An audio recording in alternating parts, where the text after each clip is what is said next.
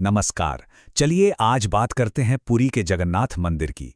एक एक ऐसी जगह जहां आस्था, रहस्य और विज्ञान सब एक दूसरे में घुल मिल जाते हैं। देखिए, ये सिर्फ एक मंदिर नहीं है।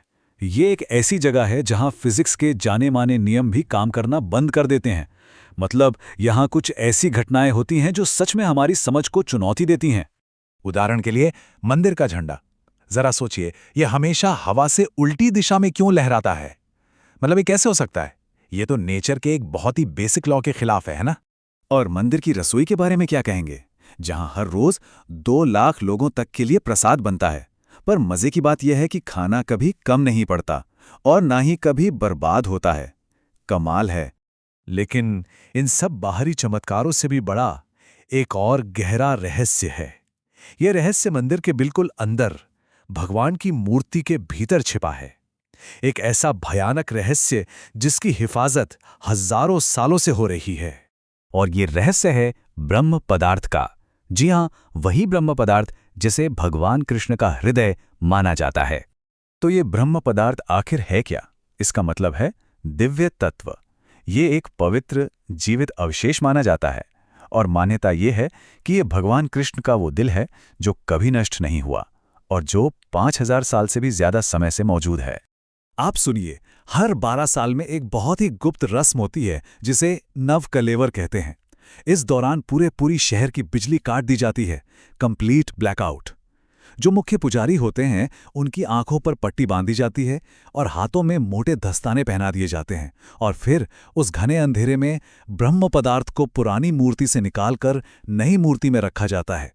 और इस पूरे समय मंदिर को सीआरपीएफ के जवान चारों तरफ से घेरे रहते हैं। अब जरा इस पर गौर कीजिए। मंदिर से जुड़ी एक मान्यता है कि जो इसे देखता है वो मर जाता है और जो इसे छूता है वो पागल हो जाता है। और ये सिर्फ कोई कहानी नहीं है। कहते हैं कि 2015 में जब ये रस्म हुई थी तब एक पुजारी ने गलती से इसे छू लिया था और उसके बाद उनका मानसिक संतुलन सच में बिगड़ गया था। तो सवाल फिर वही है, आखिर ये ब्रह्म पदार्थ है क्या चीज? देखिए, एक तरफ है सदियों पुरानी आस्था जो कहती है कि ये एक दिव्य जीवित पदार्थ है जिससे लगातार एक एनर्जी, एक कंपन महसूस होता है। और दूसरी तरफ कुछ आधुनिक सिद्धांत हैं, जैसे पुरातत्वविद प्रवीण मोहन का। उनका मानना है कि ये किसी आर्क रिएक्टर जैसी चीज हो सकती है जिससे बहुत शक्तिशाली इलेक्ट्रोमैग्नेटिक एनर्जी निकलती है। और शायद यही वजह है कि मूर्तियां लकड़ी की बनाई जाती हैं, क्योंकि लकड़ी बिजली को रोकती है। तो ठीक है, ये तो समझ आया कि ब्रह्म पदार्थ क्या हो सकता है, पर यह पवित्र चीज मंदिर तक पहुंची कैसे? और यहाँ की जो मूर्तियां हैं वो अधूरी क्यों हैं? इसकी कहानी भी बहुत दिलचस्प है। एक श्राप से शुरू होती है और सृष्टि पर खत्म होती है। कहानी शुरू होती है आज से 5000 साल पहले। गांधारी के श्राप के बाद जब भगवान कृष्ण के शरीर का अंतिम संस्कार हुआ तो उनका दिल वो नहीं जला, उसे नदी में बहा दिया गया। फिर उसे एक आदिवासी राजा ने ढूंढा और नील माधव के रूप में उसकी पूजा करने लगे। सदियों बाद राजा इंद्रद्युम्न ने इस अवशेष को खोज निकाला। तब खुद विश्वकर्मा, देवताओं के शिल्पकार मूर्तियां बनाने आए, लेकिन एक शर्त पर कि उन्हें कोई देखेगा नहीं। पर राजा से इंतजार नहीं हुआ और उन्होंने शर्त तोड़ दी। बस विश्वकर्मा वहीं काम छोड़कर चले गए और मूर्तियां अधूरी रह गईं और वो पवित्र हृदय उन्हीं के अंदर हमेशा के लिए स्थापित हो गया। अच्छा, अब बात करते हैं कुछ ऐसा जो दिमाग घुमा देगा, भविष्य की, जो पहले ही लिखा जा चुका है। हम बात कर रहे हैं भविष्य मालिका की। ये 500 साल पुराने ग्रंथ है और इसमें लिखी बातें आज के समय में सच हो रही हैं। इस ग्रंथ में क्या लिखा है सुनिए। लिखा था, एक बड़ी बीमारी आएगी, लोग अपने घरों में बंद हो जाएंगे। ये सुनकर 2020 की कोविड महामारी की याद आती है ना? इसमें यह भी लिखा था कि मंदिर के झंडे में आग लग जाएगी और 2020 में ऐसा हुआ भी। 2019 में जो फानी तूफान आया था उसने मंदिर की शिखर पर लगे सुदर्शन चक्र को मोड़ दिया था। और सदियों पहले 1558 में मुगल जनरल कला पहाड़ की सेना मंदिर पर हमला करने आई और फिर डर के मारे भाग गई। सोचिए, ये सारी बातें इस ग्रंथ में पहले से ही लिखी हुई थी। चलिए भविष्यवाणियों को एक तरफ रखते हैं। मंदिर में तो हर रोज ऐसे चमत्कार होते हैं जो लॉजिक और साइंस दोनों को चैलेंज करते हैं।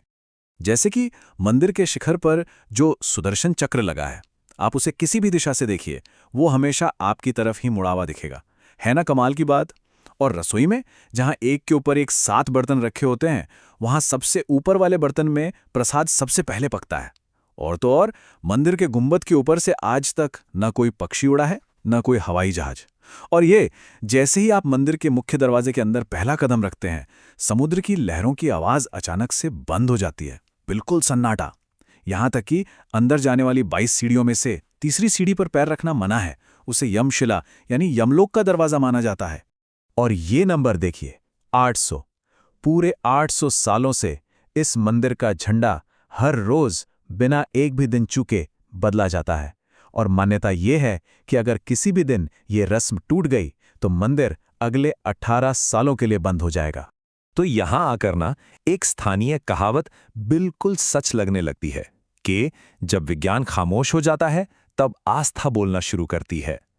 और जगन्नाथ मंदिर वाकई एक ऐसी ही जगह है जहां साइंस की हदें खत्म होती हैं और विश्वास की दुनिया शुरू होती है। तो अंत में सवाल यही खड़ा होता है कि ये सब जो हो रहा है, क्या ये सिर्फ इत्तेफाक है, एक के बाद एक होते संयोग, या फिर ये हमारी समझ से परे किसी बड़ी शक्ति का सबूत है? अब इसका जवाब शायद हर किसी को अपनी अपनी आस्था और विश्वास में ही खोजना होगा।